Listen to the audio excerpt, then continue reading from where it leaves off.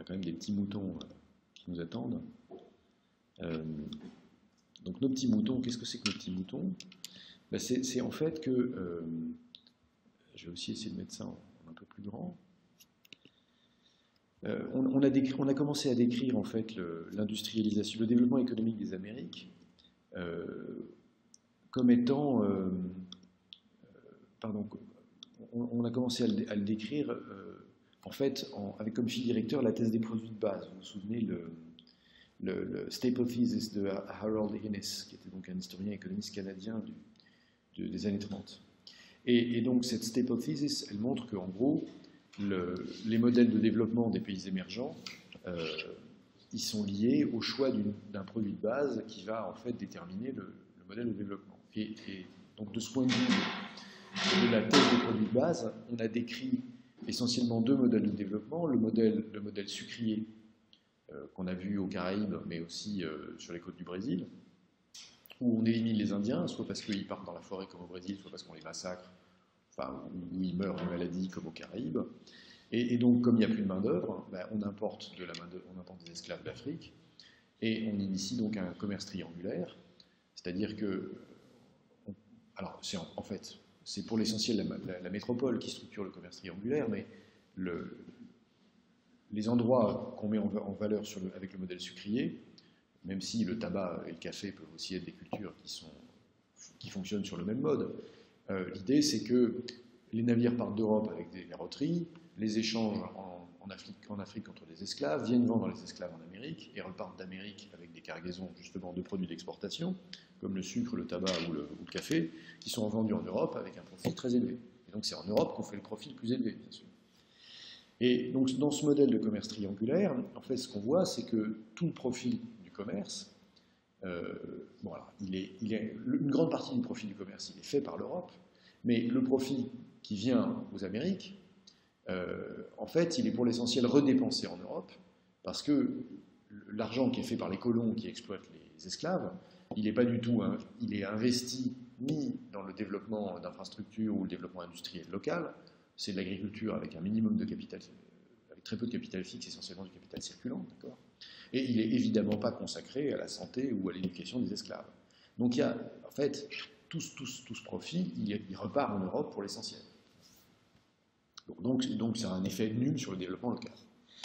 On a un deuxième modèle de développement qui est le modèle post-impérial dans les régions les plus peuplées, qui sont en fait le plateau central mexicain ou les Andes, où il y a en fait des anciens empires, aztèques donc chez les Mexicains, Incas chez les Péruviens, et puis entre les deux, enfin, au sud du Mexique et au Guatemala, il y a aussi les Mayas. Donc il y a une organisation sociale et il y a de la main-d'œuvre, et en fait les colons espagnols récupèrent l'organisation sociale impériale, et donc en particulier l'exploitation du travail gratuit sur le mode de la corvée. Pourquoi? D'abord pour exploiter les mines de métaux précieux quand on les a découvertes.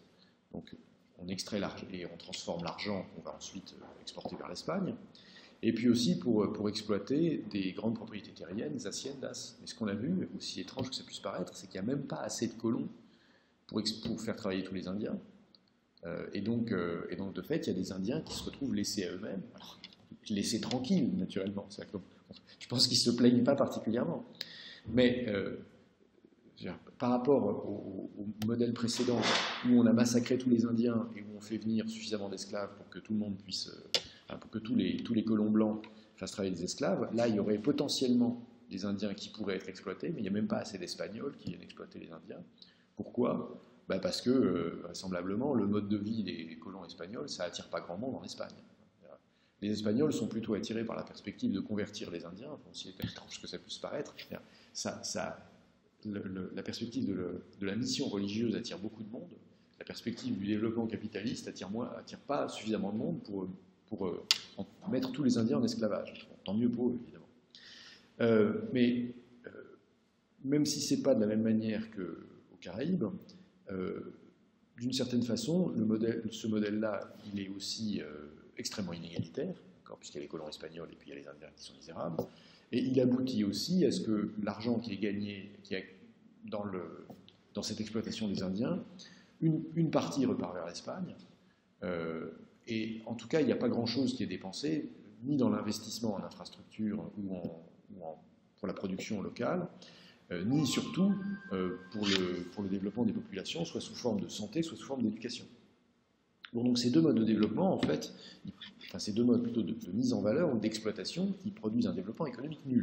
Bon, et donc, c'est malheureux parce que ça représente quand même des populations importantes, d'autant qu'on a vu qu'en fait, les populations qui vivaient dans des systèmes impériaux, là, aussi bien au Mexique qu'au Pérou, dans les Andes, enfin, c'est plus que le Mexique, c'est dans l'ère mexicaine, y compris Guatemala, et puis dans l'ère andine, donc c'est le Pérou, la Bolivie, etc., et l'Équateur, c'était 90% des populations des Amériques. Donc on ne peut pas dire que 90% des Amériques profitent d'un développement économique remarquable à la suite de l'arrivée des Européens, bien au contraire. Il reste à aborder le cas des plaines, des grandes plaines. Donc il y a des grandes plaines au sud, c'est essentiellement l'Argentine, l'Uruguay si vous voulez, et puis le sud du Brésil, mais c'est surtout l'Argentine, et puis des plaines au nord, ça c'est mieux connu parce que c'est les États-Unis, enfin c'est ce qui deviendra les États-Unis, bien sûr, l'Amérique du Nord. Ce qu'on a vu, c'est qu'en fait, le problème de l'Argentine, c'est qu'elle est très éloignée de l'Europe. Et donc, comme elle est très éloignée, tant que les transports ne sont pas très efficaces, en fait, tout ce qu'on peut produire en Argentine est grévé par des coûts de transport très importants et n'est pas compétitif. Mais ce qu'on voit sur ce graphique, c'est que ça, c'est le prix du blé à Buenos Aires d'un côté, donc en Argentine, et à Amsterdam de l'autre côté, en grammes d'argent par litre. Et ce qu'on voit, c'est quoi? C'est que, en fait, eh bien, le prix du blé à Buenos Aires se met à suivre le prix du blé à Amsterdam à partir de la fin des années 1870, début des années 1880. À ce moment-là, on a une corrélation quasi parfaite. Dès qu'on a une hausse du prix en Europe, on a aussi une hausse du prix à Buenos Aires. Ça signifie donc que l'Argentine se met à produire, que la production argentine est achetée par les Européens. Et donc que l'Argentine va se développer sur un mode qui est un mode d'agriculture extensive pour l'exportation.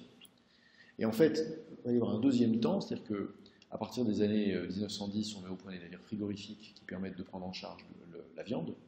Et donc, la production typique de l'Argentine, ça va être non seulement les céréales, mais aussi la viande de boucherie, et qui reste une spécialité argentino-uruguayenne aujourd'hui, puisque c'est quand même ce sont des pays où la viande de bœuf coûte moins cher que la viande de porc. Ce qui prouve quand même qu'elle est abondante. Voilà. Elle est abondante et elle est facilement exportable depuis qu'il y a des navires frigorifiques. Bon, mais avant ça, qu'est-ce qui se passe? Avant ça, pas grand-chose, puisqu'il n'y a pas de culture exportable. Et donc, si on reste dans la thèse des produits de base, de fait, il n'y a pas de moyen pour l'Argentine de s'insérer dans le commerce mondial, de récupérer un surplus qui permet de développer quelque chose localement. En revanche, si on garde le même outil, qui est donc la corrélation entre les prix du blé sur un marché mondial et puis sur un marché local, ce qu'on voit, c'est que, en fait, le prix du blé à Philadelphie et le prix du blé à Londres sont corrélés pratiquement depuis les années 1730. En fait, Philadelphie, c'est donc la colonie de Pennsylvanie, produit du blé pour l'export, et en particulier pour le marché britannique, depuis le début du XVIIIe siècle. Et donc, on voit que la thèse des produits de base s'applique pour expliquer le développement américain, parce que l'Amérique du Nord s'insère donc dans le commerce international, justement en choisissant un produit qui est fortement demandé, dont le prix est rémunérateur, qui est le produit de manière compétitive, et donc de fait, la Pennsylvanie est un gros producteur de blé qui exporte dès les années 1720. Alors, toute la façade atlantique de l'Amérique du Nord ne produit pas du blé. En fait, il y a des variantes locales, c'est-à-dire que, bon, comme vous le savez, le Canada ne produit pas grand-chose, c'est pour ça qu'il n'y a pas grand monde, du moins à cette époque. C'est-à-dire qu'au XVIIIe, le Canada produit essentiellement des peaux brutes, des peaux pas encore tannées. Des peaux de quoi? Des peaux d'animaux qui vivent dans le Nord, donc des ratons laveurs, des ours, etc. Et donc, ça signifie qu'on a des trappeurs qui tuent des animaux, ils mangent la viande, ils stockent les peaux et ils viennent vendre les peaux au sud, où elles vont être tannées. Donc il y a une industrie de la peau, mais alors ça nourrit évidemment pas grand monde. En revanche, la façade atlantique, surtout au sud de l'État de New York, oui, la Pennsylvanie c'est Philadelphie, donc c'est juste le sud de l'État de New York. Ensuite, dans l'ordre, on a le Maryland. Le Maryland, il produit d'abord du tabac. D'ailleurs, ça n'existe plus, mais il y a eu pendant un temps des Gauloises Maryland. Alors, après, dans les années 80, il y a eu les Gauloises blondes, mais vous savez, les Gauloises, c'est comme leur nom l'indique, les cigarettes françaises. Et dans les années 60, il y avait des Gauloises à paquets jaunes qui s'appelaient les Gauloises Maryland.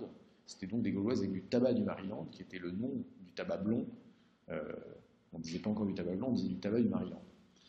On produit du tabac aussi en Virginie, donc parce que vous savez que pour le tabac, il faut un climat tempéré, relativement chaud, donc le centre des États-Unis. En France, vous voyez où on produit du tabac? Ouais. Et ouest, la Dordogne et le Lot, c'est des gros départements producteurs de tabac. Bon, donc il faut un climat, on va dire, doux. Il ne faut surtout pas que ça gèle, quoi. Et puis quand on descend au sud, en fait, la Caroline du Sud, par exemple, a produit pendant longtemps du riz. Donc pour le riz, il faut un climat, alors là, pour le coup, chaud et humide. Et de l'indigo. L'indigo, vous savez, c'est une plante qui permet de faire un colorant bleu. Bon, évidemment, l'indigo sera ruiné au 19e par l'invention des colorants synthétiques, mais dans la deuxième moitié du 18e, la Caroline du Sud produit de l'indigo. Et en fait, l'exportation de ces cultures d'exportation représente une part non négligeable du revenu national des 13 colonies, puisque je vous rappelle que jusqu'à la Constitution des États-Unis, on parlait de 13 colonies.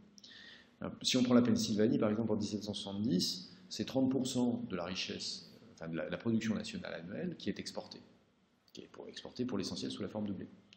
Donc les colonies sont en gros des États qui développent un modèle de culture d'exportation, en général monocultural, sauf Caroline du Sud qui a 2 cultures.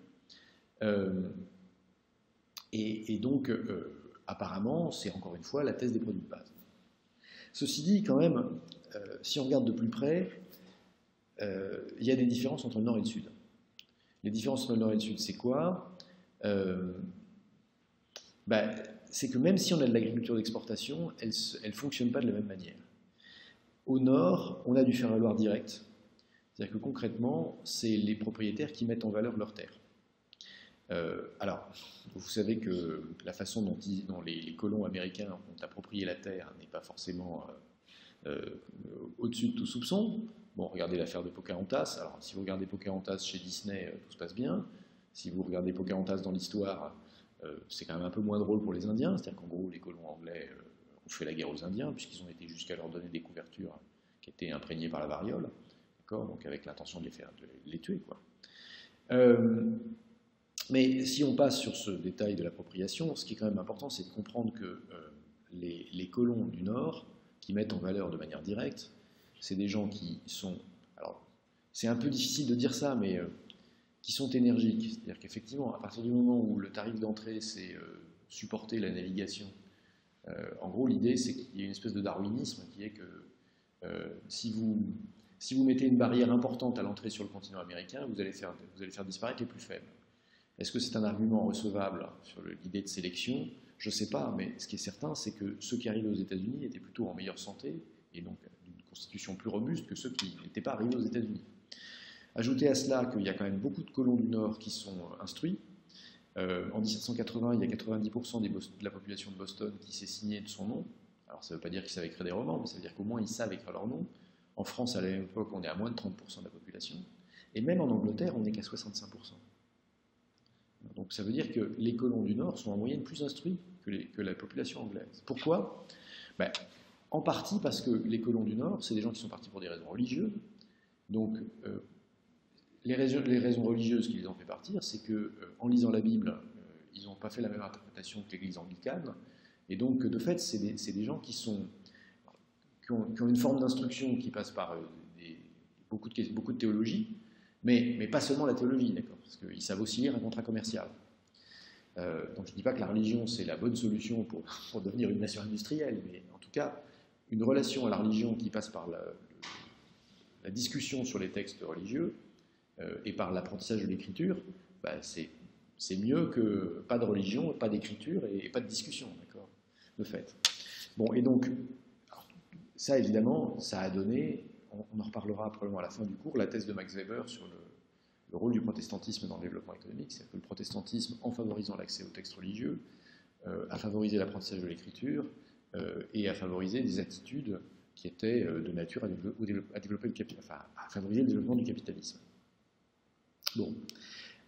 Ceci dit, le mode de développement de ce Nord, c'est quoi? C'est concrètement, on a des colons qui mettent en valeur directement les terres qu'ils ont acquises en les défrichant ou en les prenant aux Indiens. Avec ça, ils exportent ils exportent des produits comme le blé vers la métropole, et avec l'argent, avec le blé qui se font en vendant du blé, ils achètent quoi? Ils achètent les produits manufacturés par la métropole. Et donc ils achètent en Angleterre tout ce qu'ils ne trouvent pas localement, parce qu'il n'y a pas d'industrie américaine en 1770. Il y en a très peu. Alors, il y a aussi que comme finalement la productivité est relativement bonne en Amérique, puisqu'il y a de la terre, le climat est bon, on peut avoir beaucoup de terre, en tout cas on peut avoir des parcelles plus grandes qu'en Angleterre. Donc en Angleterre, en fait, le problème c'est qu'il n'y a pas assez de surface pour tout le monde. Et donc les terres sont relativement coûteuses à cause de... Enfin, vous voyez l'histoire de Ricardo, que quand on met en valeur des terres qui ne sont pas très productives, ça donne plus de valeur aux autres, donc elles deviennent coûteuses. Donc si on veut s'établir à son compte comme fermier, enfin comme entrepreneur de culture, c'est cher. Alors qu'aux États-Unis, comme il y a beaucoup de terre, la terre marginale, elle vaut rien, puisque la terre marginale, il suffit de vous servir. Et donc du coup, le travail peut être beaucoup plus productif. Comme le travail est beaucoup plus productif, eh ben, les rémunérations sont plus élevées, et comme les rémunérations sont plus élevées, on attire des gens, on attire les gens entreprenants, les gens qui ont envie d'entreprendre, j'entends, et quand vous attirez les gens qui ont envie d'entreprendre, ils entreprennent. Et donc, du coup, ils ont du succès dans leurs entreprises, etc. Alors ça se traduit toujours sur ce graphique de Allen par le fait que si on prend Philadelphie, qui est ici en violet, vous voyez qu'à Philadelphie, on est très au-dessus du minimum, enfin, de la subsistance, puisque, en gros, pendant tout le XVIIIe siècle, on est entre 4 et 5 fois le niveau de subsistance pour ce qui n'est pas le salaire, mais ce qui est le niveau de vie moyen du colon de Pennsylvanie. Alors qu'à Londres, à la même époque, on est à peu près un multiple en dessous. C'est-à-dire que quand à Philadelphie, on est à 5 fois le minimum de subsistance, à Londres, on est à 4 fois, et quand à Philadelphie, on est à 4 fois, à Londres, on est plutôt près de 3 fois. Donc de fait,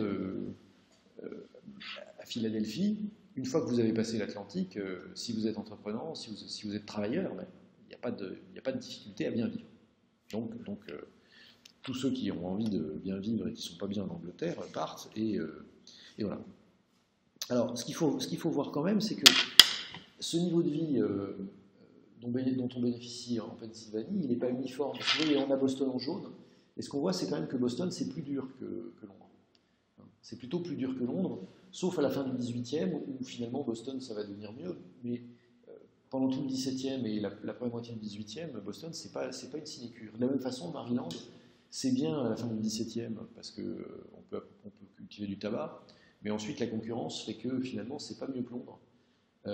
Et c'est seulement, là encore, à la fin du XVIIIe, que finalement le Maryland va se retrouver nettement au-dessus de l'Angleterre.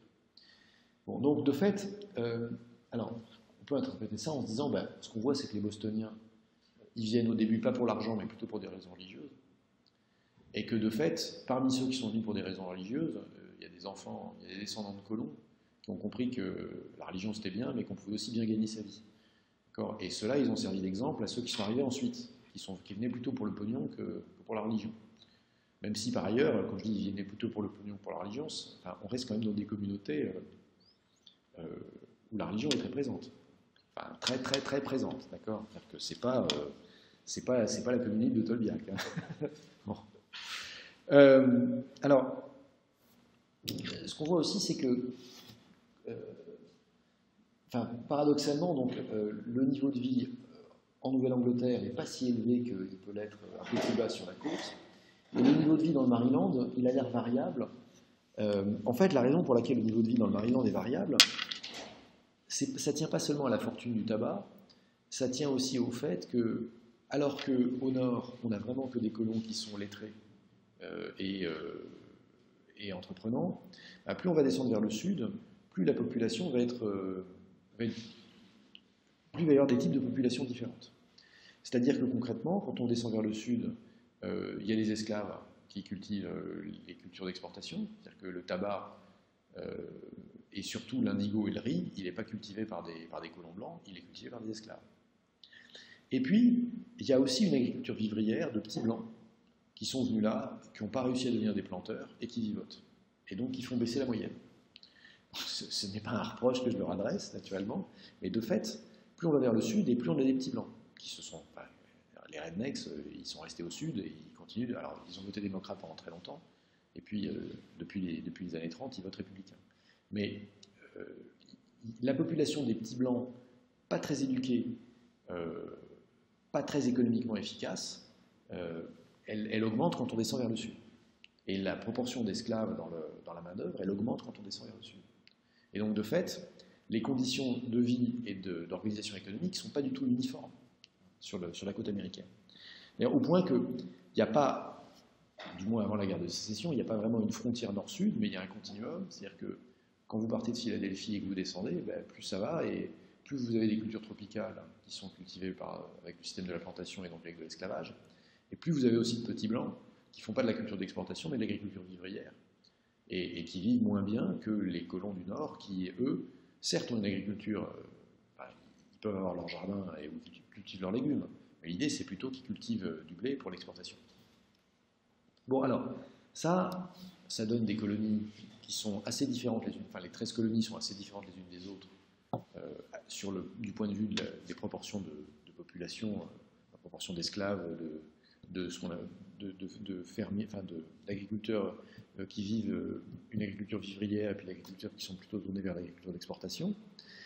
Mais il y a quand même comme un dénominateur qu'on va se trouver un intérêt d'autant plus grand que, si vous voulez, en fait, ce que vous voyez, c'est qu'à la fin du XVIIIe, comme les colons américains sont en moyenne nettement plus riches que les Britanniques, la couronne britannique va se dire qu'il y a quand même un gisement de matière fiscale intéressant de l'autre côté de l'Atlantique.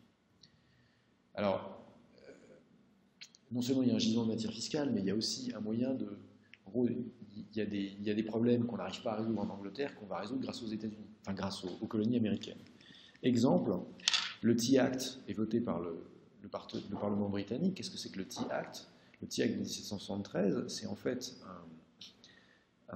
une loi qui a pour but d'obliger les Américains à respecter le monopole de la Compagnie des Indes orientales britanniques. Vous vous souvenez, Compagnie des Indes orientales britanniques, qui est donc une entreprise privée, qui a acquis le monopole du commerce du thé et qui s'est distinguée en organisant la guerre en Inde contre les Français. Et donc, de fait, la façon que le gouvernement britannique a de remercier la Compagnie des Indes orientales, qui assure la présence britannique en Inde, c'est de lui assurer le monopole du commerce du thé. Seulement, les monopoles du commerce du thé, ça veut dire en gros que ceux qui achètent le thé qui fait l'objet du monopole, ils le payent plus cher qu'ils ne pourraient le payer s'il y avait de la concurrence. Et justement, les Américains, ce qu'ils font, c'est qu'ils ont plutôt tendance à acheter leur thé à des contrebandiers hollandais. Comme la contrebande, comme il faut échapper aux douaniers, enfin au contrôle, du coup ça coûte plus cher que le marché libre, mais ça coûte quand même moins cher que le thé du monopole.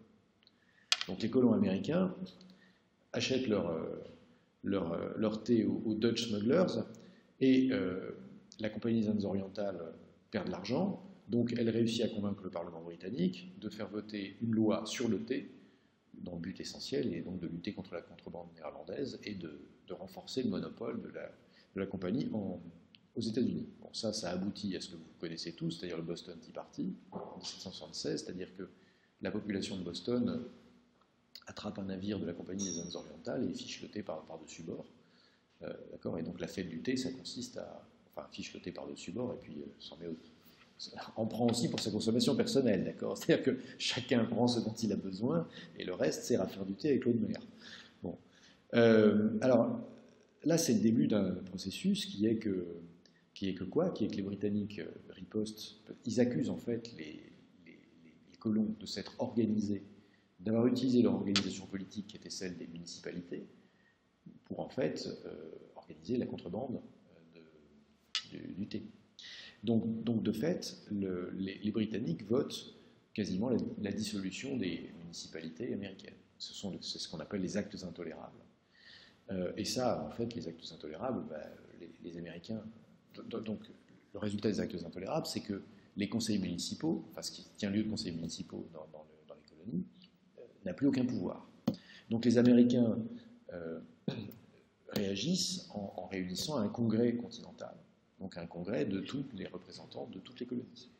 Bon, comme vous le savez, c'est encore le nom le congrès, c'est le nom de la représentation législative américaine. Et donc ce congrès continental finit par voter une déclaration d'indépendance en 4 juillet 1776, c'est pour ça que le 4 juillet est la fête nationale américaine. Ça, très rapidement, ça aboutit à la guerre, c'est que les Anglais envoient des troupes. Les Français aussi. Qu'est-ce que les Français ont à voir là-dedans? Rien du tout, naturellement. Mais comme vous le savez, les Français ont une dent contre les Anglais à cause de la guerre de 7 ans. On a perdu la guerre de 7 ans contre les Anglais. De fait, la technique des Anglais pendant la guerre de 7 ans, ça avait été de déporter les colons français qui étaient présents en Amérique du Nord, ceux qu'on a appelés les Acadiens, que les Anglais, donc, qui étaient en gros dans le Nouveau-Brunswick et puis le Québec actuel, et surtout ceux du Nouveau-Brunswick ont été déportés en Louisiane. C'est pour ça qu'il y a une petite minorité, ceux qu'on appelle les Cajuns, mais Cajun, c'est la déformation d'Acadien, d'accord, et donc qui parlent un langage qui est une espèce de pidgin de français. Et donc, les Anglais ont battu les Français après avoir déporté les populations francophones de l'Amérique du Nord. Donc, les Français veulent se venger. C'est vraiment de la vengeance contre les Anglais. Et donc, Louis XVI, en fait, à l'instigation du marquis de Lafayette, paye pour l'organisation d'un corps expéditionnaire français d'une dizaine de milliers d'hommes qui va aller combattre avec les patriotes américains contre l'armée anglaise. Et donc, du coup, vous savez que les Américains se sont sentis une dette et que le premier mot du général Pershing quand il est arrivé sur le territoire français en 1917 à la tête de l'armée américaine, ça a été Lafayette, nous voilà. Les Américains sont venus nous délivrer 2 fois avec le sentiment de payer une dette qui était celle que nous avions, enfin qu'ils avaient contractée puisqu'on avait combattu à leur côté pour l'indépendance. L'affaire amusante, c'est que ça a coûté tellement cher de financer ce corps expéditionnaire que les finances de la monarchie ont été complètement ruinées, quoi. Et donc, de fait, la fin du règne de Louis XVI, c'est uniquement c'est des efforts désespérés pour essayer de payer la dette qui est née de la guerre d'indépendance américaine, et ça aboutit à la convocation des États généraux et à la Révolution française. Donc, en fait, la Révolution américaine, il y a eu une contagion à la France via la dette, d'accord, et via les efforts d'augmentation des impôts. Alors, les gens se révoltent quand on augmente les impôts, ce qu'on a pu voir à l'automne dernier, enfin cet hiver même. Bon, alors, donc, en fait, c'est donc autour de questions purement commerciales que l'Amérique s'enflamme, déclare son indépendance, fait la guerre, et puis bon, alors après, en gros, après la victoire de Yorktown, il y a des combats sporadiques, mais les Anglais ont perdu pour de bon. C'est-à-dire que, de fait, même après la bataille de Yorktown, Lord Cornwallis, qui était le chef du corps expéditionnaire britannique, a capitulé. Il va rester une série d'expéditions maritimes, essentiellement au sud, où les Anglais vont essayer de sauvegarder des trucs, mais bon, ils sont foutus. Alors la question surtout, c'est qu'est-ce que ça change, cette histoire d'indépendance? En fait, ce que ça va changer, c'est rapidement la conversion du Sud à la production du coton. Alors non pas du tout qu'il y ait une corrélation, enfin, il n'y a pas une nécessité dans la conversion du Sud à la culture du coton après la guerre d'indépendance, mais en fait c'est une coïncidence. C'est qu'il y a un inventeur américain qui s'appelle Eli Whitney, dont on va reparler un peu plus loin pour une autre raison, qui invente en 1793 ce qu'on appelle l'égraineuse à coton, donc en américain cotton gin. Et en fait, le principe de l'égraineuse à coton, c'est quoi? C'est que, je ne sais pas si vous avez déjà vu ce que c'est qu'une plante de coton. Une plante de coton, c'est un arbuste, enfin, c'est une plante arbustive, qui fait des fruits qui s'ouvrent, et dans ces fruits qui s'ouvrent, il y a de la fibre de coton, mais il y a aussi des graines. Et donc le truc, c'est qu'il faut séparer les graines de la fibre. Il faut garder la fibre seule. Si on fait ça à la main, ça demande beaucoup de travail.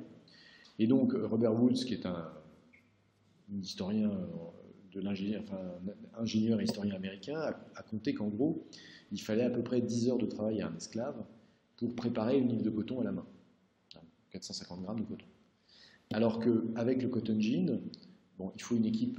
Le cotton gin, fondamentalement, c'est une roue dentée qui tourne et qui sépare, un peu comme une cardeuse, quoi, pour d'autres textiles que le coton. Mais donc cette cardeuse, cette égraineuse à coton, vous ne pouvez pas tourner en permanence, donc une équipe de 2 ou 3 qui se relaient peut traiter une 50aine de livres de coton en une journée de travail.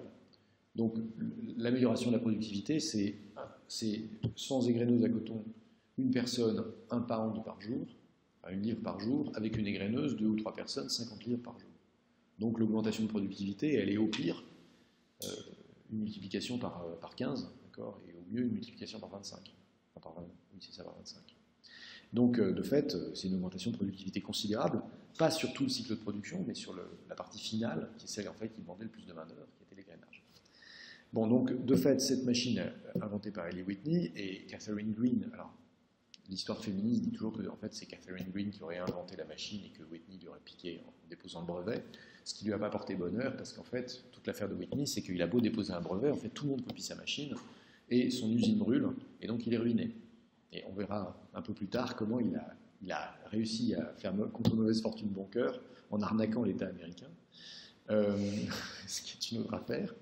Mais donc, de fait, cette machine permet quoi? Ben, elle permet tout simplement au coton américain de devenir, au coton américain, une fois filé, de devenir bien meilleur marché que le coton n'importe où ailleurs, puisque on gagne en productivité sur cette opération cruciale qui est celle de la préparation de la fibre pour en vue du filage.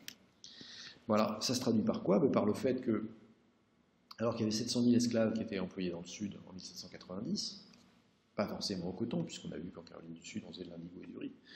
Il y en aura 3,2 millions en 1850, ce qui veut dire que donc, le nombre d'esclaves a été multiplié pratiquement par 5. Et en revanche, en 1850, ils font essentiellement du coton. Bon, je ne vais pas vous raconter autant n'emporte le vent, je pense que les filles au moins ont dû toutes voir le film. Non, est-ce qu'on voit encore autant n'emporte le vent? Non. C'est plus un classique, autant n'emporte le vent. Autant en emporte le vent, le film de 1939. Non, c'est pas un classique. Ouais, bon, alors, excusez-moi, c'est un effet de génération, mais quand j'avais votre âge, c'était considéré comme un des sommets du cinéma. Bon. Alors, c'est bien une affaire sur le Sud, enfin, c'est bien une description du Sud colonial, cotonnier, et où on emploie les Noirs esclaves. Bon, donc le Sud fait du coton, et quoi? Et en fait, la production de coton, ça entraîne rapidement des tensions entre le Sud et le Nord. Pourquoi? Parce qu'il y a deux modèles possibles. Soit on exporte le coton brut en Angleterre, en échange de quoi les propriétaires du Sud gagnent des revenus importants qui leur permettent de consommer les productions britanniques. Soit on garde le coton sur place, on le file, on le tisse, on le met en forme, et puis ensuite on essaie de le vendre sur les marchés mondiaux. Mais si on fait ça, il faut du protectionnisme. Et si on fait du protectionnisme, les Anglais ne vont pas se laisser faire. Et donc là, il y a deux chemins possibles. Et alors pendant un certain temps, on nous voit, parce qu'après tout, il y a les colonies, enfin les États du Nord et les États du Sud, les anciennes colonies du Nord et les anciennes colonies du Sud ont des intérêts divergents, mais on réussit à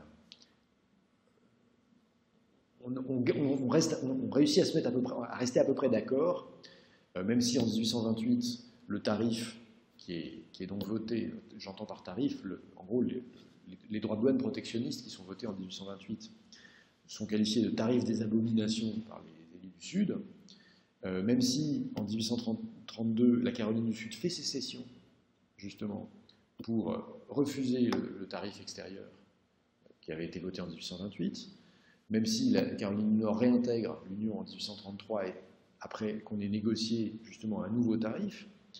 Bon, en fait, pratiquement le premier acte décisif de la guerre de sécession, c'est que, une fois que les sudistes ont pris un fort en Caroline, c'est que le Nord vote un nouveau tarif douanier qui va permettre de financer les opérations militaires, mais qui montre la direction dans laquelle le Nord va aller, c'est-à-dire le protectionnisme qui permet de protéger les industries locales. Voilà. En fait, on sait que la guerre de sécession, ça s'est fait autour de la question de l'esclavage. Et ça s'est fait surtout, comme on le voit, autour de la question du modèle de développement économique et de la nature des relations économiques avec l'ancienne métropole. De fait, le Nord, lui, va assez rapidement théoriser justement ce mode de développement économique qu'on a appelé le système américain. En fait, il ne s'appelle pas le système américain d'emblée, mais Alexander Hamilton, qui a été le premier secrétaire au Trésor, qui était le secrétaire au Trésor de Washington, enfin, pas dans la première présidence de Washington, mais la deuxième présidence de Washington, en fait, c'est Hamilton qui va systématiser l'idée qu'il faut un tarif, enfin, il va pas être directement protectionniste, mais il va influencer le développement des idées protectionnistes qui vont gagner au point que le stratège qui sera à l'origine du tarif de 1861, c'est Henry Charles Carey, qui est le principal conseiller économique de Lincoln, et qui est lui vraiment le théoricien américain du protectionnisme. Alors c'est la guerre civile américaine. Enfin, nous on dit plutôt guerre de sécession, mais en anglais les Américains disent American Civil War. Enfin, les Américains disent même The Civil War, d'accord. Mais quand vous voulez identifier de quelle guerre civile vous parlez, vous dites American Civil War, et c'est la manière qu'on a en américaine, en anglais, y compris non américain, désigner la guerre de sécession. Il n'y a que les Français qui parlent de guerre de sécession. Si c'est guerre de sécession, c'est parce que les États du Sud ont fait sécession, c'est-à-dire ils se sont mis en dehors de l'Union, justement pour protester contre les tarifs protectionnistes et les tentatives d'abolition de l'esclavage. Bon, cette guerre de sécession qui va donc marquer en fait le basculement des États-Unis dans le modèle de développement à l'européenne, pour rappel, elle a fait entre 600 et 800 000 morts, et elle a abouti à la libération de 4 millions d'esclaves. Enfin, vous savez que cette libération des 4 millions d'esclaves, c'est quand même un truc qui a été très compliqué, parce qu'à la suite de la libération des esclaves, on a voté ce qu'on a appelé les lois Jim Crow, qui ont en fait exclu les Noirs de la plupart des professions, et donc les ont maintenus dans une situation de dépendance économique, où même s'ils étaient plus formellement esclaves, ils n'avaient pas les moyens de se développer personnellement et économiquement. Bon, c'est une chose dont on parlera à la fin du chapitre. Bon, donc quoi? Et donc, on a le sentiment, rendu après la guerre de sécession, qu'on a vraiment deux chemins qui s'ouvrent aux États-Unis, c'est-à-dire que les États-Unis ont choisi le modèle européen et vont oublier l'esclavage.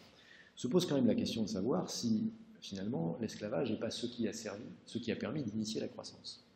Parce qu'il y a une thèse qui consisterait à dire que, en fait, justement, si on croit à la théorie des cultures d'exportation, c'est finalement le développement de la culture du coton entre 1790 et 1850 qui a permis aux États-Unis de développer un revenu d'exportation très important, parce qu'on a vu qu'ils avaient un avantage technique considérable, et donc c'est ce surplus d'exportation qui aurait permis de financer la croissance, le reste de la croissance américaine. En fait, bon, alors c'est une thèse, hein, c'est une thèse qui consisterait à dire que finalement, d'un côté, les États-Unis seraient une espèce d'Égypte qui aurait réussi, puisqu'on a vu que l'Égypte avait essayé de fonder son insertion dans le commerce international et son développement sur le coton. Et donc, on pourrait dire les États-Unis, ce serait l'Égypte qui a réussi d'une part, et qui a réussi grâce à l'esclavage d'autre part. Et après, ils ont fait la guerre de sécession et ils ont oublié, mais en fait, c'est vraiment de l'esclavage que vient l'impulsion initiale. En fait, justement, la comparaison avec l'Égypte, elle est importante, parce que on voit que ce qui n'a pas marché dans l'Égypte, c'est pas l'esclavage ou pas l'esclavage. C'est quand même que le problème, ça a été l'éducation. Il n'y a pas eu d'effort d'éducation en Égypte. Et le problème, ça a été que les Égyptiens, ils ont été obligés finalement de capituler devant les Anglais quand les Anglais leur ont demandé d'ouvrir leur marché. Alors justement, ce qui se passe, c'est que les Américains, ils vont pouvoir développer exactement les 4 mêmes points qu'on a déjà vus en Europe, c'est-à-dire le protectionnisme, donc la création d'un marché intérieur unifié à l'abri d'un protectionnisme douanier. Donc ça en fait 2 points, le protectionnisme douanier et le marché intérieur unifié. La création d'un système de crédit, la mobilisation de l'épargne nationale pour le financement de la croissance économique, et puis l'instruction. Il faut peut-être qu'on développe un petit peu, mais là vous avez quand même reconnu donc, les 4 politiques qu'on avait déjà évoquées au sujet de la Prusse, de la France ou de l'Angleterre, en disant que dans le cas de l'Angleterre, ça s'était fait pas de manière délibérée, mais ça s'était fait. Dans le cas de la France, ça s'était fait de manière délibérée, mais un peu chaotique, et dans le cas de la Prusse, ça s'était fait de manière vraiment délibérée. En particulier à la suite de la refondation du système d'éducation à la suite de l'intervention napoléonienne, c'est les Allemands qui ont été les premiers à réagir à une défaite militaire en se disant qu'il fallait qu'ils se réorganisent de fond en comble, il fallait qu'ils réorganisent le système industriel, le système éducatif et le système productif pour préserver l'indépendance nationale. Bon, donc dans le cas américain, c'est pas la défaite, c'est au contraire la victoire qui aboutit à essayer de penser le développement. Et ce qui est amusant, c'est que, en fait, en gros, Henry Clay, qui est donc un sénateur américain, un homme politique américain, il va promouvoir un nouveau tarif protectionniste en 1833, et à ce propos-là, il va dire que ça fait partie du système américain. Et justement, le système américain, pour lui, c'est bien le développement de l'industrie à l'abri de barrières douanières grâce au développement à l'amélioration des transports et de l'instruction. Ouais, puisque Clay, c'était un Whig, et à ce titre, il était partisan de l'éducation. Alors justement, on va regarder d'un peu plus près comment est-ce que ces 4 points sont mis en œuvre aux États-Unis. pour se rendre compte que c'est pas aussi clair qu'en Europe, parce que, enfin, c'est pas aussi caricatural qu'en Europe. On a vu la Prusse, à la suite de la défaite contre Napoléon, on reconstruit le système éducatif, et c'est clairement l'État qui prend la main dans la construction du système éducatif. Aux États-Unis, évidemment les Whigs, c'est-à-dire ce qui va donner le Parti républicain sous Lincoln, évidemment les Whigs, comme Henry Clay dont on a parlé, ils sont pour l'éducation universelle. Mais ça ne veut pas dire que c'est l'État qui doit s'occuper de l'éducation universelle. Parce que dans l'organisation américaine, le principe de subsidiarité joue un très grand rôle. Le principe de subsidiarité, c'est en gros, ce qui peut être fait à l'échelon local, il n'y a pas de raison qu'il soit fait à un échelon supérieur. Le principe de subsidiarité, c'est on laisse chacun s'organiser, et c'est le... En gros, l'État n'intervient que quand les communautés, les collectivités locales ne sont pas efficaces.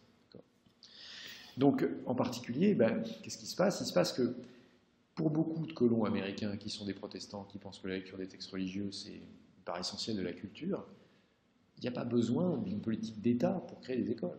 Parce qu'il va de soi que c'est le rôle de la communauté que de créer une école, et il y avait des écoles qui étaient créées alors même que les Britanniques étaient encore les patrons.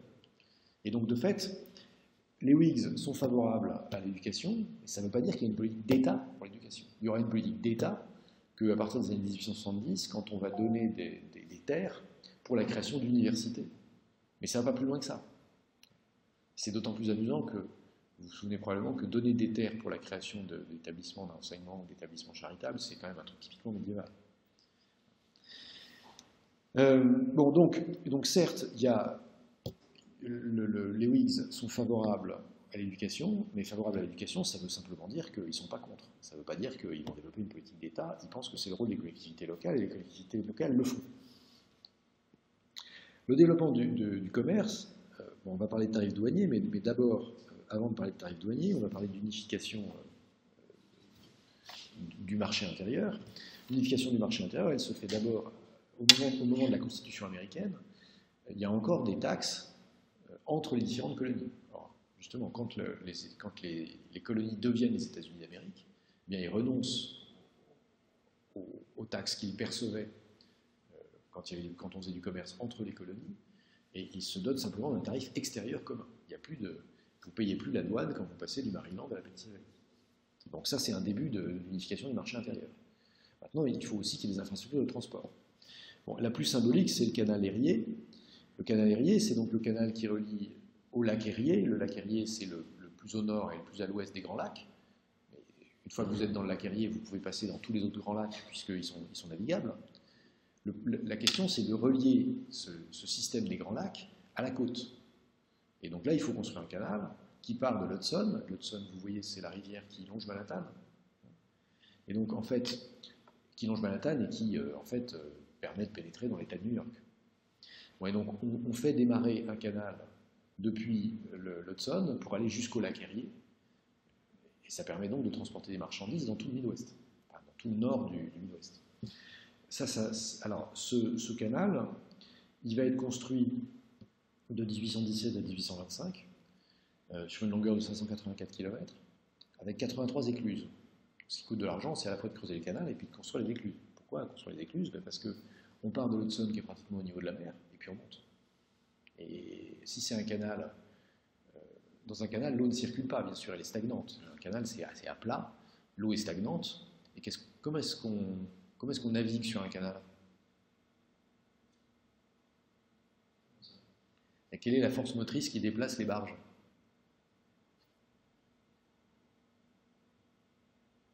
Il n'y avait pas un système avec des chevaux qui étaient sur des berges? Exactement. On hale les barges sur un chemin de halage, c'est-à-dire qu'on tire les barges à plat.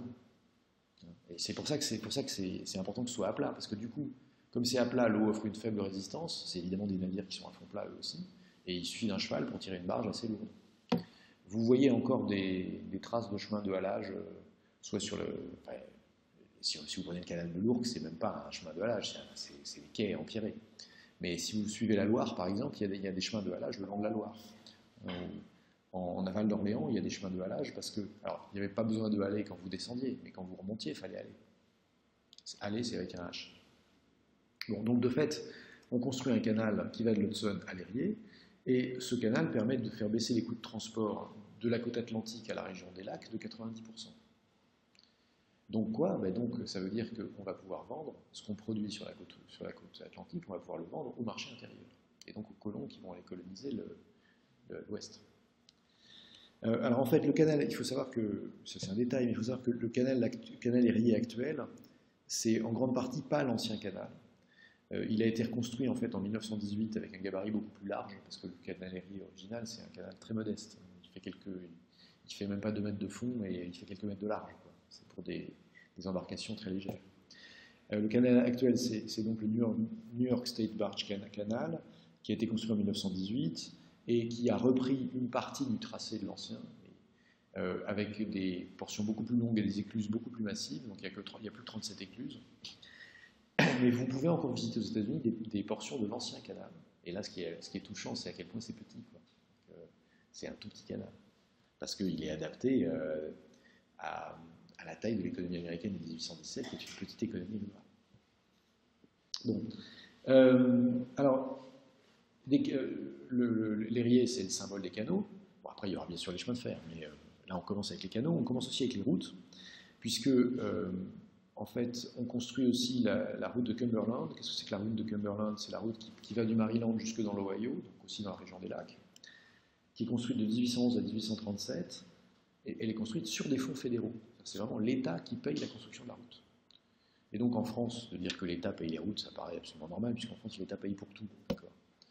Mais aux États-Unis, il n'est pas fréquent que l'État fédéral engage des dépenses. Donc le fait que l'État fasse cette route, c'est parce que ça prouve bien qu'il y a une politique d'infrastructure de transport. Et cette route, elle présente la particularité d'être la deuxième à être couverte de macadam. Jusqu'ici, les routes, elles sont pavées. Et le pavé, c'est quand même pas terrible pour la circulation. Là, on couvre la route avec du macadam, c'est-à-dire avec des cailloux de petite taille qui sont fondus dans du goudron, ce qui donne une surface beaucoup plus égale, ce qui, évidemment, accélère la circulation des charrettes.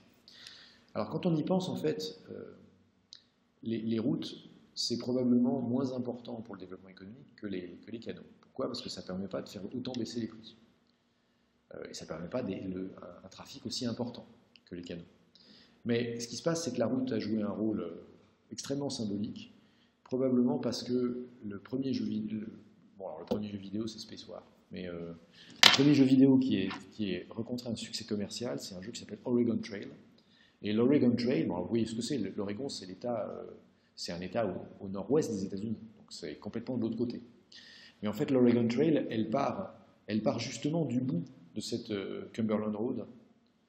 C'est-à-dire elle part de l'Ohio et elle va jusque dans l'Oregon, donc elle traverse tout l'ouest des États-Unis.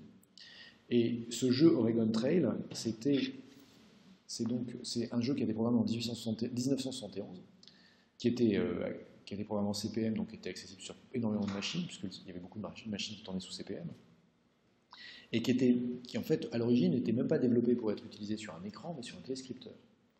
Parce que je ne sais pas si vous voyez, mais les premières machines, c'était des premiers ordinateurs. Ce n'étaient pas des machines autonomes, c'était des machines où vous aviez un gros cerveau que vous interrogiez via un téléscripteur. Un téléscripteur, c'était quoi? C'était en fait une machine à écrire. Donc vous aviez votre bureau avec une machine à écrire intégrée, et vous tapiez, et en fait ça communiquait à l'ordinateur qui vous répondait en imprimant.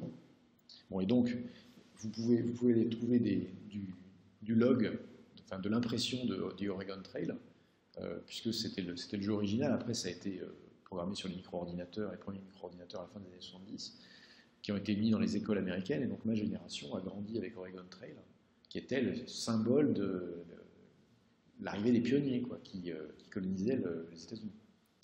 Et donc, du coup, la route joue un rôle mythique, parce qu'on voit les pionniers, ou les colons, dans leur carriole, avec leur cheval, qui vont s'installer.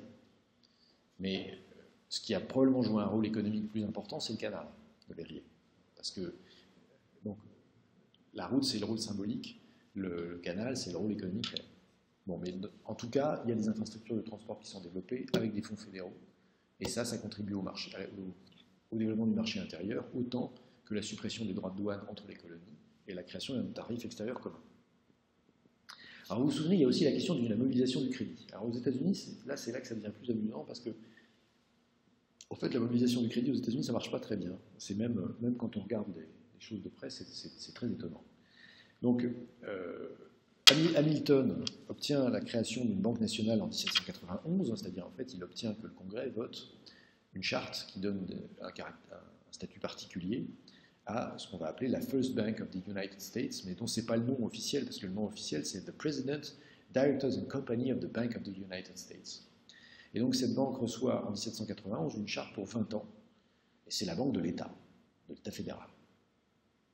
Mais en fait, les États fédérés sont opposés à cette banque fédérale. Pourquoi? Parce que dans les États, il y a des banquiers qui ne comprennent pas pourquoi il y a une banque qui a un privilège par rapport à eux, qui font campagne contre le renouvellement de la charte, et en 1811, la charte n'est pas renouvelée, et donc la First Bank of the United States continue, mais comme une pure banque privée.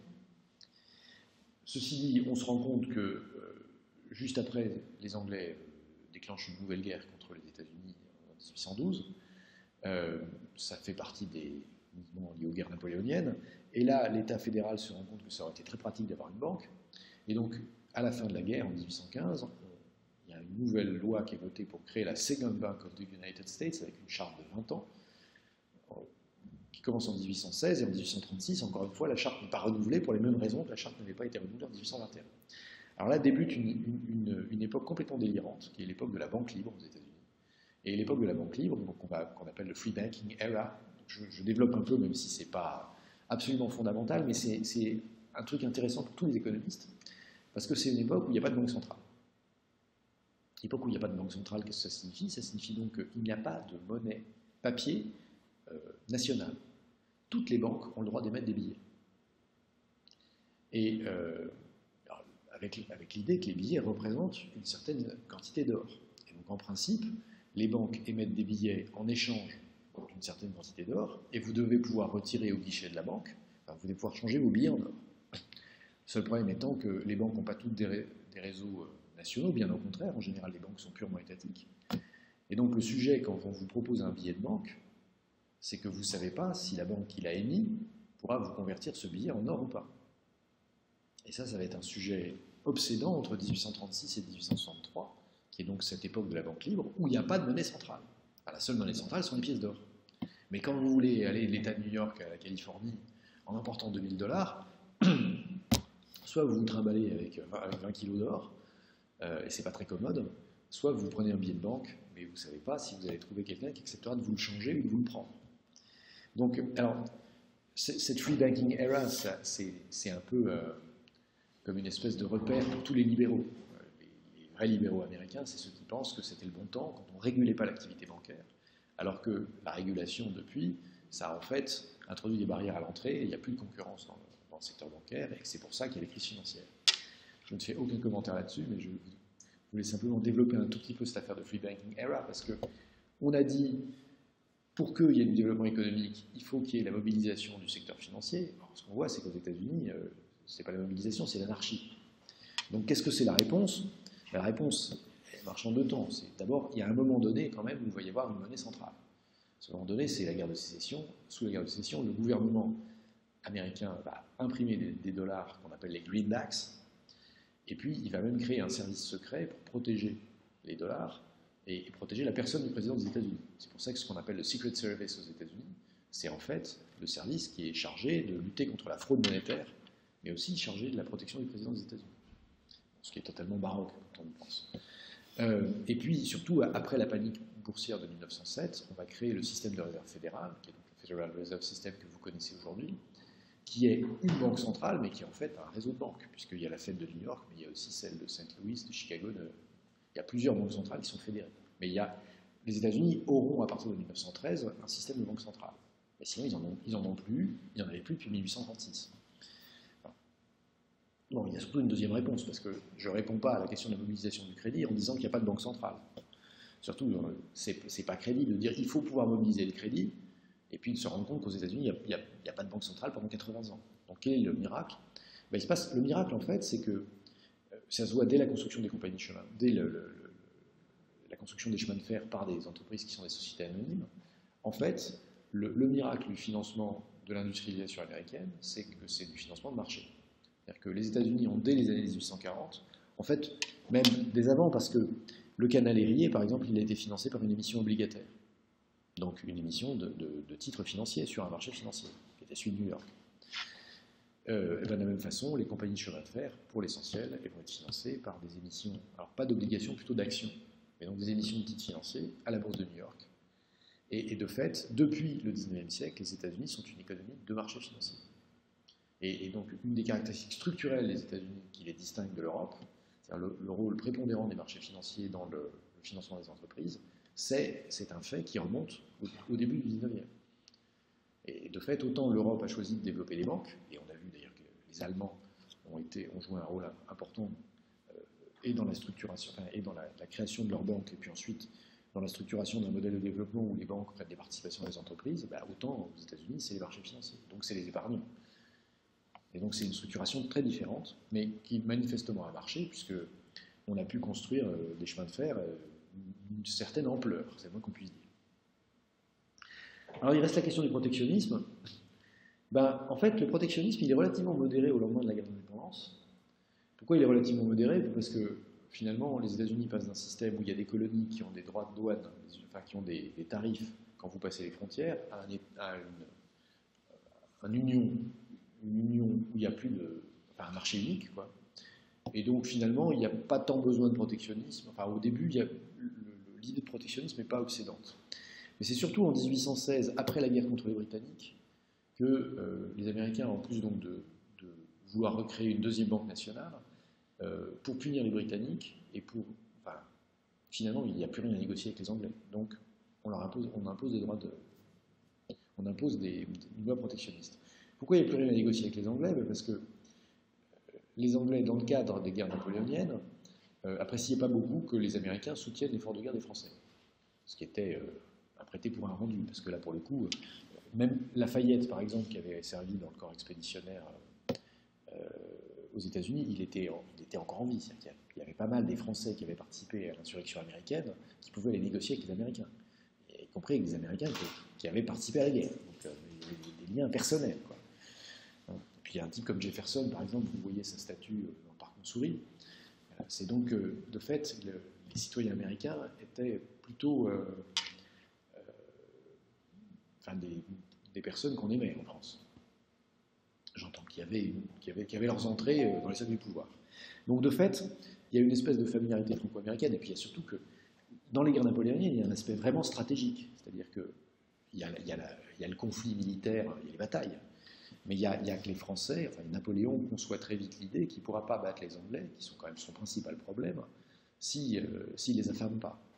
Et donc, Bonaparte décide le blocus continental, c'est-à-dire que le décret de Berlin de 1806 interdit tous les ports du continent de commercer avec l'Angleterre. À une époque où l'Angleterre n'est pas autosuffisante du point de vue alimentaire.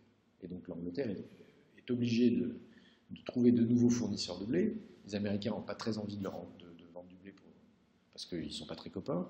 Et donc c'est là que les Anglais vont commencer à développer les relations avec l'Argentine. Même si ça coûte très cher, il n'y a pas moyen de faire autrement. Et surtout, c'est là que les Anglais vont remettre en culture des terres qui n'étaient pas cultivées. Et c'est ça qui va être le début de la théorie. C'est ça qui va donner à Ricardo l'intuition de sa théorie. L'idée qu'il y a des terres, si on ne les cultive pas, c'est parce qu'elles ne sont pas rentables dans des conditions normales. Et tout le problème de l'économie britannique après les guerres napoléoniennes, ça va être le fait qu'il y a des fermiers qui font pression pour qu'on garde les cornloses. C'est-à-dire qu'en gros, qui font pression pour qu'il y ait une politique protectionniste, parce que si on remet l'agriculture anglaise en concurrence avec l'agriculture mondiale, il y a plein de terres britanniques qui ne sont pas concurrentielles. Parce qu'on les avait exploitées pour des raisons de survie, d'accord, et elles sont concurrentielles quand le marché fonctionne. Donc, les Français ont essayé de bloquer les Anglais, et les Anglais ont réagi en essayant de bloquer les Français, et donc de bloquer le commerce américain, puisque les Français importaient du blé des États-Unis et du sucre des îles. Et donc, les Américains, ayant compris que... donc, les Britanniques, dans un premier temps, envoie un corps expéditionnaire pour obliger les Américains à ne plus commercer avec les Français. Et puis finalement, c'est des opérations militaires qui sont limitées, parce que les Britanniques sont quand même pas mal occupés en Europe. Mais tout ça va nulle part, sauf que les Américains se défendent avec finalement un tarif protectionniste, c'est-à-dire qu'ils font vraiment le choix du protectionnisme en 1816. Et donc là, c'est vraiment la séparation définitive avec la métropole. Et puis en fait, les tarifs sont augmentés en 1828, ces fameux tarifs des abominations dont on a parlé, en 1833, c'est le fameux tarif proposé par Carré. Et puis, après une certaine détente dans les années 1840, on a vu que détente qui était nécessaire pour que le Nord et le Sud restent ensemble. On a vu que dès le début de la guerre de sécession, il y a un tarif douanier qui signe le fait qu'on va choisir le développement protectionniste. Et d'ailleurs, le protectionnisme va rester une constante dans l'histoire américaine jusqu'au tarif Smoot-Hawley de 1930, qui est quand même considéré comme le pinacle du protectionnisme. Bon, et donc c'est seulement après la Deuxième Guerre mondiale, c'est-à-dire quand les États-Unis sont devenus un leader industriel incontesté, qu'ils vont se convertir au libre-échange. De la même manière que les Anglais abolissaient les Corn Law en 1846, quand ils ont gagné, quand il n'y a plus aucune concurrence, ni en matière de textile, ni en matière de porcelaine, ni en matière de métal, ni en matière de rien. Ils sont les rois du monde, jusqu'à ce que les Américains, un siècle après, les aient effacés. Et donc c'est seulement à partir de 1944 qu'ils se convertissent au libre-échange. C'est pas vraiment le programme, mais bon, vous savez que dans un premier temps, ils vont essayer avec la charte de la Havane, de faire prévaloir des principes économiques, puis la charte de la Havane est orientée dans un sens qui ne leur plaît pas. Donc ils proposent le GATT à leurs alliés, et puis le GATT devient l'OMC en 1995, et de fait, les États-Unis sont devenus libre-échangistes, enfin du moins, pas pour les productions agricoles, etc., mais dans l'idée. Mais il n'était pas du tout avant. Alors, donc on peut dire que finalement les États-Unis, ils se conforment à ce qu'on avait vu comme étant les politiques nécessaires pour permettre le développement économique, d'accord, c'est-à-dire éducation, développement d'un marché unique, à l'abri de barrières protectionnistes, et j'ai oublié, et développement du crédit. Même si, ce qui est quand même intéressant, c'est que, contrairement aux modèles prussiens ou français qui sont des modèles centralisés, et où l'éducation et le crédit, ça repose sur des trucs centralisés, chez les Américains, il n'y a pas du tout la même obsession de la centralisation et de l'intervention de l'État fédéral dans l'éducation et dans le système de crédit. Il y a beaucoup plus de confiance, soit dans la politique locale, c'est le principe de subsidiarité pour l'éducation, soit dans le marché pour les affaires de crédit. Donc attention, quand on dit il faut des politiques dans les politiques de développement, il faut développer le crédit et l'éducation et les transports, etc., ça ne veut pas forcément dire que c'est à l'État de s'en occuper. Alors, bon, pour autant, il faut quand même constater que c'est très bien d'avoir des politiques favorables, mais tout ne se fait pas tout seul. Et donc, l'une des raisons pour lesquelles les États-Unis se développent aussi vite, ou croissent aussi vite, c'est probablement l'abondance des ressources naturelles, en particulier parce que cette abondance des ressources naturelles maintient les salaires à des niveaux élevés. C'est ce qu'on appelait la thèse d'Habakkuk, du nom de John Habakkuk, qui est un historien économiste anglais, et qui est en quelque sorte le maître de Richard Allen, que j'arrête pas de citer, non pas parce qu'il y a une relation directe de l'un à l'autre, parce que Habakkuk est beaucoup trop vieux pour avoir été le prof d'Allen, mais surtout parce que on a vu que la thèse d'Allen, c'est quoi la thèse d'Allen, c'est que les salaires trop élevés en Angleterre et le prix de l'énergie très faible dans le même nord de l'Angleterre, ça aboutit à la substitution de la machine à vapeur à du travail. Et, enfin, de manière générale, ça aboutit à la substitution des machines au travail. Et donc, c'est ça qui a lancé la révolution industrielle. La thèse d'Habakkuk, c'était la même chose, mais pour les États-Unis, au même moment. D'accord. Bon, alors donc si on voulait la résumer, alors cette thèse, elle est exposée dans American British Technology in the 19th Century. Et donc, l'idée d'Habakkuk, c'est que quand il y a beaucoup de terres cultivables, bon, évidemment, ça suppose l'élimination des Indiens, mais on se pose pas cette question-là, d'accord, on fait l'histoire économique et on ne regarde pas les problèmes culturels.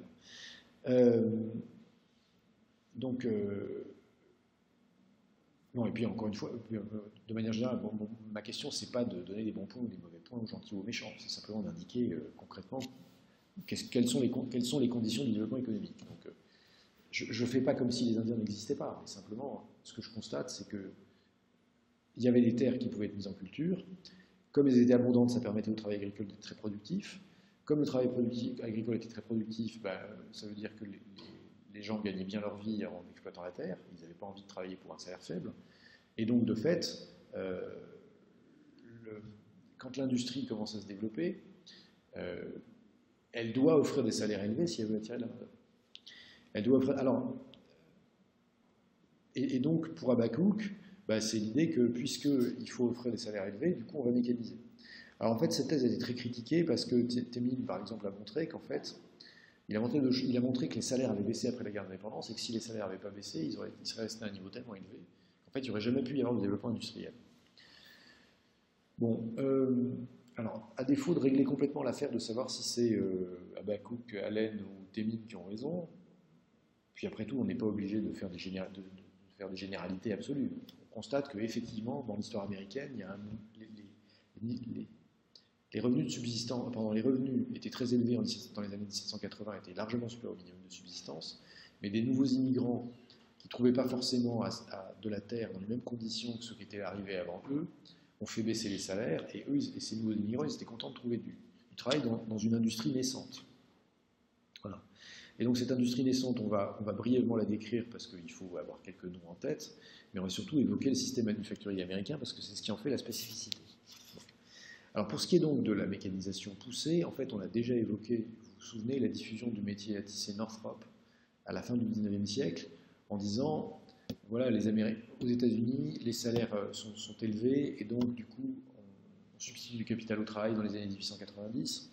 C'est pourquoi ce métier Northrop, qui est pourtant inventé en Grande-Bretagne, il est essentiellement implanté aux États-Unis, dans les nouvelles manufactures, parce que le travail est cher, alors qu'en Grande-Bretagne on trouve du travail moins cher, on continue à utiliser des vieux métiers. Donc on avait parlé de ça, mais ça c'est 1895. Alors, il se passe quand même des trucs avant. Il se passe des trucs avant, et autant l'affaire du métier Northrop, ça permet d'expliquer, en fait, comment les Américains ont pu utiliser la main-d'œuvre qui arrivait d'Europe, puisqu'il y a une vague d'immigration très importante dans les années 1880. Enfin, de 1880 à 1920 aux États-Unis, il y a une immigration très importante, qui est stoppée par les quotas en 1920. Mais pourquoi il y a une immigration très importante? Parce que les conditions économiques sont très mauvaises en Europe du Sud et de l'Est. Et puis en plus, il y a les pogroms en Europe de l'Est. Comme il y a des conditions économiques mauvaises, les chrétiens persécutent les juifs, et donc les juifs ont envie de partir ailleurs pour rester en vie. Et donc il y en a beaucoup qui vont aux États-Unis. Et puis les Italiens crèvent la dalle, surtout en Italie du Sud, et donc ils s'embarquent et ils vont aux États-Unis. Donc immigration massive pour des raisons économico de survie, quoi. Et donc ça, la mécanisation sera importante pour trouver du métier, enfin pour trouver et surtout le système américain dont on va parler sera important pour trouver du travail à ces gens-là, mais ça c'est trop tard. Ce qu'on veut voir, c'est comment ça se développe dans les années 1790, surtout où est-ce que ça en est par rapport au continent et par rapport à l'Europe. Enfin par rapport à la Grande-Bretagne et par rapport à l'Europe. Justement, en fait, ce qui frappe, c'est que les États-Unis démarrent très tard leur industrialisation. C'est-à-dire que, alors qu'on a vu qu'on avait installé une pompe à feu à Paris en 1795, que la machine à vapeur de Watt c'est 1776, qu'il y avait déjà des machines de Newcomen dans les années 1740, etc. Ben, en fait, la première manufacture américaine a employé même pas une machine à vapeur, mais a employé des water frames, c'est 1793. Et encore, en fait, c'est un Anglais qui l'installe. Alors, les Anglais ont tout de suite interdit l'exportation de machines, pour éviter justement qu'on puisse leur prendre leur avantage comparatif. Ils ont tout de suite interdit l'exportation de machines, pour que les machines ne restent qu'en Angleterre. Et donc, de fait, comme on peut partir avec des machines, ce qui se passe, c'est qu'il y a parfois des ouvriers qualifiés qui quittent l'Angleterre pour les vendre et pour les vendre leur savoir-faire, pour les vendre surtout leur travail qualifié. L'un de ceux-là, c'est un type qui s'appelle Samuel Slater, que le président américain Andrew Jackson a appelé The Father of the American Factory System, donc le père du système manufacturier américain, et que les Britanniques appellent Slater the Traitor. Pourquoi Slater the Traitor? Puisque après 10 ans d'apprentissage dans une usine, enfin dans une manufacture britannique, où il y avait des waterframes, donc il a vu fonctionner des waterframes, et c'était, en fait, en 10 ans, il est devenu l'homme de confiance du patron de la manufacture, et là, il s'est dit qu'il a appris que les Américains cherchaient des ouvriers qualifiés, il a décidé de s'embarquer avec sa famille, et là-bas, il a mis 4 ans à monter une manufacture américaine, en construisant lui-même à la fois les roues qui tournaient avec de l'eau et qui permettaient d'entraîner les machines, et puis les waterframes. Et donc il a reproduit aux États-Unis ce qu'il avait vu en Angleterre.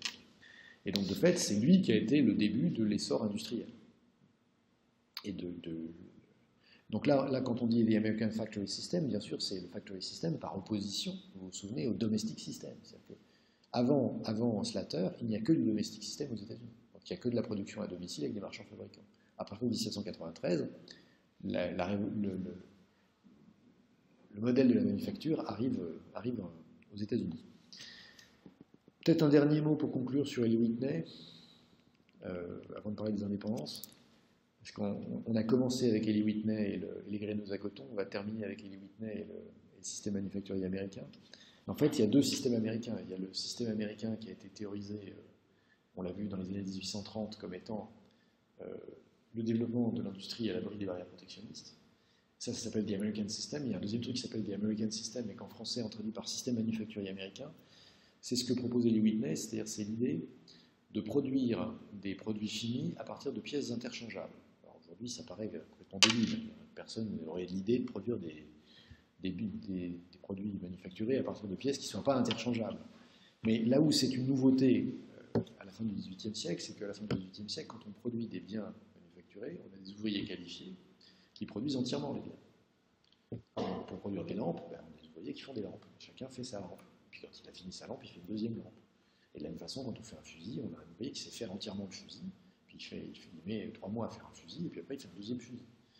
Bon, et donc l'idée de Whitney, c'est d'utiliser des pièces interchangeables qui peuvent être assemblées, y compris par des ouvriers pas qualifiés.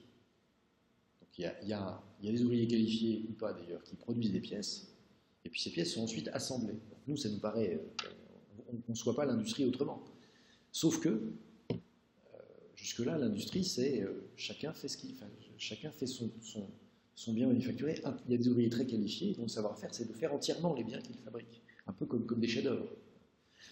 Bon, et donc, alors pourquoi Whitney fait ça? Pas du tout parce que, ayant construit des égreneuses, il se met à faire autre chose, simplement qu'en fait, il s'est ruiné dans cette affaire d'égreneuses. Son usine a brûlé en 1791.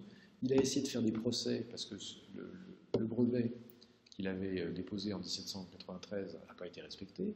Donc il y a des gens, comme son usine avait brûlé, il ne pouvait pas construire ses égreneuses, donc il y a des gens qui construisent des égreneuses sans lui payer de royalties de son brevet, donc il ne touche pas de sous. Donc il leur fait des procès, et puis même s'il gagne les procès, il ne réussit pas à récupérer l'argent. Donc en fait, en 1798, il est ruiné.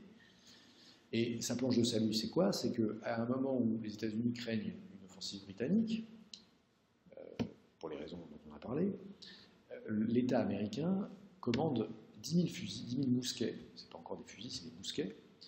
Donc je rappelle que la différence entre le mousquet et le fusil, c'est que dans le mousquet, il y a encore un silex, alors que dans un fusil, normalement, il y a une percussion de la cartouche. Donc 10 000 mousquets qu'il faut livrer en moins de 3 ans. Donc Whitney n'a pas la moindre idée de comment il va construire ces mousquets, simplement il y a 10 000 $. Et 10 000 $, ça fait beaucoup d'argent à l'époque.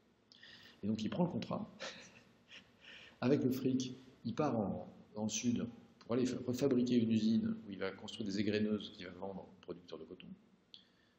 Et puis il y a un moment où, alors qu'il s'était engagé à livrer les mousquets avant la fin de l'année 1800, la fin de l'année 1800 arrive, il n'a rien livré du tout. Donc là, le Congrès le convoque, et en fait, entre-temps, il a lu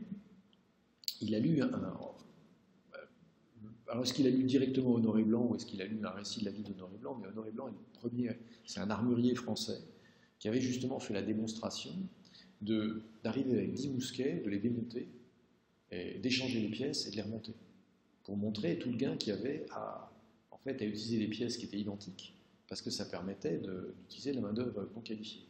Et donc en fait, Whitney fait devant le Congrès en 1800 la même démonstration. Il arrive avec 10 fusils, il les démonte, il échange les pièces, et il remonte les 10 mousquets. Et il dit, c'est comme ça que je vais les construire. Bon, alors, il a eu du bol, parce qu'on ne lui a pas dit, mais qu'attendez-vous, mon ami? Parce qu'on sait ce qu'il faisait par ailleurs avec l'argent. Mais de fait, le Congrès lui donne un délai, et d'ailleurs un sacré délai, puisqu'au bout du compte, il a livré ses mousquets en 1809. Mais pour les construire, il a effectivement utilisé l'American System, c'est-à-dire qu'il a fait un plan du mousquet, produit des pièces et fait assembler ces pièces par des ouvriers pas qualifiés. Au moment où il fait la démonstration devant le Congrès, c'est intégralement du pipeau, parce qu'il est absolument incapable de produire. Mais 8 ans après, il a effectivement fait ce qu'il s'était engagé à faire en 2 ans. Voilà. Et ce faisant, donc, on le considère comme l'inventeur de l'American System, donc ce qu'on appelle le système manufacturier américain, c'est-à-dire le système qui consiste à décomposer le produit manufacturé en pièces qui sont identiques et qui sont assemblées par des ouvriers non qualifiés. Ce qui est important là-dedans, c'est qu'en fait, toute l'industrie américaine va se construire sur ce mode de l'American System, et c'est pour ça que Ford va pouvoir mettre le convoyeur. C'est parce que le système était déjà là. C'est-à-dire que si vous restez sur un système d'ouvriers très qualifiés qui font tout, vous ne pouvez pas mécaniser le travail, puisqu'il n'est pas assez décomposé. Là, le travail est déjà décomposé, il n'y a plus qu'à optimiser la décomposition et apporter le convoyeur, et vous avez inventé Ford. Mais donc, en fait, Ford était déjà dans